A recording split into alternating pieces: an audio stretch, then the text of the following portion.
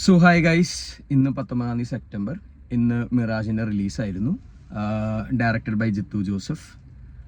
ഞാനിതിപ്പോൾ കണ്ടു വന്നോളൂ and I wanted to talk about it. So when it comes to the movie, I split it into two, the good and the bad, and there are lot of goods here. So സംസാരിച്ച് വരുമ്പോൾ ഇതിൻ്റെ first ഏറ്റവും മികച്ച കാര്യം എന്ന് പറഞ്ഞാൽ ഇതിൻ്റെ സ്ക്രിപ്റ്റാണ്. നമ്മളെല്ലാം ജിത്തു ജോസഫ് പടത്തിൻ്റെ ഏറ്റവും നല്ലൊരു ക്വാളിറ്റി എന്ന് എപ്പോഴും പറയാൻ പറ്റുന്നത് അതിൻ്റെ സ്ക്രിപ്റ്റാണ്. ഇതിൻ്റെ തിരക്കഥ എഴുതിയേക്കുന്നതാണെങ്കിലും ശ്രീനിവാസൻ അബ്രോളും ജിത്തു ജോസഫുമാണ് കഥ എഴുതിയേക്കുന്നത്, അപർണ ആർ തറക്കാടും. പടത്തിൻ്റെ ജോൺറ എന്ന് പറഞ്ഞാൽ മിസ്റ്ററി ത്രില്ലറാണ്. ആ മിസ്റ്ററി ത്രില്ലർ ജോൺറേനെ പ്രോപ്പറായിട്ട് ജസ്റ്റിഫൈ ചെയ്ത് തന്നെയാണ് ഇത് പോയേക്കുന്നത്. നമ്മൾ ത്രൂ ഔട്ട് ദ പടം നമ്മൾ എന്ത് നടക്കും എന്നുള്ള ഒരു ക്യൂരിയോസിറ്റി ഈ പടം നന്നായിട്ട് ബിൽഡ് ചെയ്യാൻ പറ്റിയിട്ടുണ്ട്. എസ്പെഷ്യലി സെക്കൻഡ് ഹാഫിലേക്ക് വരുമ്പോൾ കുറേ പുതിയ കാര്യങ്ങൾ നമ്മൾ അറിയും. അപ്പോൾ അതറിയുമ്പോൾ നമ്മൾ പടം നമ്മൾ ഇങ്ങനത്തെ ഒരു രീതിക്കാണ് പോണേന്ന് വിചാരിക്കുമ്പോൾ പെട്ടെന്നാണ് പടം മാറുന്നത്.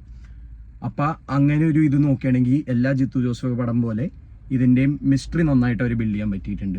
ഇനി അടുത്തതിലെ നല്ല കാര്യം എന്ന് പറയാനാണെങ്കിൽ ഇതിൻ്റെ പെർഫോമൻസസ് ആണ്. Especially the main two leads, Asif Ali ആണെങ്കിലും അപർണ ബാലമുരളി ആണെങ്കിലും മികച്ച പെർഫോമൻസ് ആണ് രണ്ടുപേരുടെയും.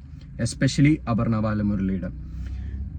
ഇതൊരു I would say female lead സിനിമ തന്നെയാണ്. കാരണം ഇത് ഫോക്കസ് ചെയ്യുന്നത് ത്രൂ ഔട്ട് അപർണയുടെ ത്രൂയിൽ കൂടെയാണ് പടം മുഴുവൻ പോകുന്നത്. ആസിഫ് അലി ആണെങ്കിലും ബാക്കിയുള്ള സപ്പോർട്ടിങ് കാസ്റ്റ് ആണെങ്കിലും എല്ലാവരും അപർണയെ സപ്പോർട്ട് ചെയ്യാൻ വേണ്ടിയാണ് ഈ പടത്തിൽ കൂടെ പോകുന്നത്.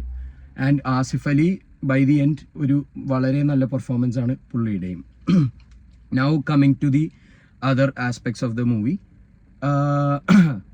When I have to say ഇതിൽ എനിക്ക് അത്രയും പിടിക്കാതെ വന്ന കാര്യം എന്ന് പറഞ്ഞാൽ ഇതിൻ്റെ സിനിമാറ്റോഗ്രഫിയും ഇതിൻ്റെ ഗ്രേഡും.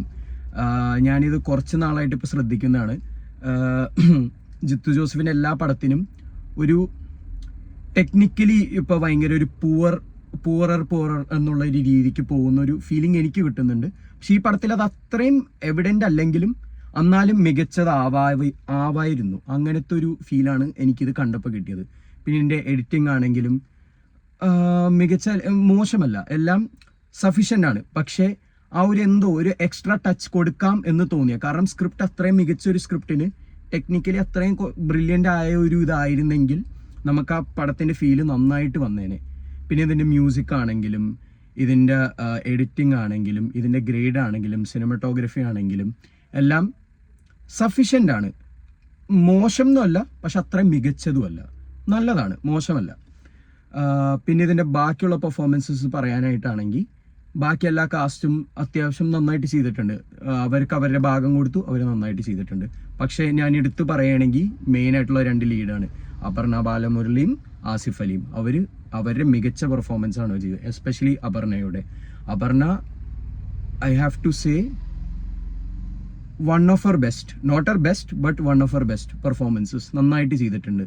ആൻഡ് ആസിഫ് അലി ഒരു ലാസ്റ്റ് ഒരു പോർഷൻ ആകുമ്പോഴത്തേക്കും ആസിഫ് അലിയും ഇച്ചിരി ബിൽഡായി നന്നായിട്ട് വന്നിട്ടുണ്ട്. And if I have to recommend this, ഇത് നല്ലൊരു സിനിമയാണ്. ജിത്തു ജോസഫിൻ്റെ ബെസ്റ്റ് ആണോ എന്ന് ചോദിച്ചാൽ അല്ല, പക്ഷേ ഇത് ഒരു ജിത്തു ജോസഫിലെ നല്ലതാണോ എന്ന് കൂട്ടാൻ പറ്റുകയാണെങ്കിൽ അതെ, നല്ലൊരു സിനിമയാണ്.